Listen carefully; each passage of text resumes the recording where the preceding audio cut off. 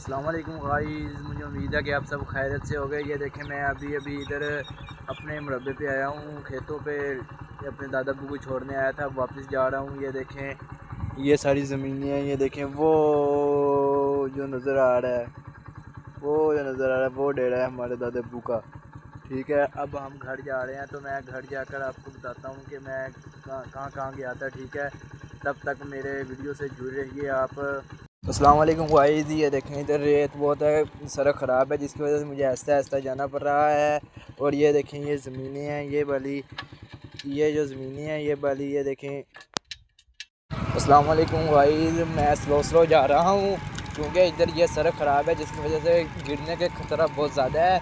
और ये देखें, ये ज़मीनें हैं, कितनी प्यारी लग रही हैं। ये देखें, वो सामने चिड़ियाँ उड़ रही हैं, वो देखें कितनी प्यारी लग रही हैं। वो देखें, ये देखें कितनी सड़क ख़राब है। ये देखें, जिसकी वजह से मुझे आहिस्ता आहिस्ता स्लो जाना पड़ रहा है। अच्छा गाइस, ये देखें, हम जाकर पहुंच चुके हैं अपने घर। ये साथ ही घर है, बस हम पहुंचने वाले हैं। तो चलो ठीक है, अगर आपको मेरी वीडियो अच्छी लगी तो सब्सक्राइब और लाइक लाजमी कर दिया करें। हम अपने घर पहुंच चुके हैं। चलो ठीक है, अल्लाह हाफ़िज़।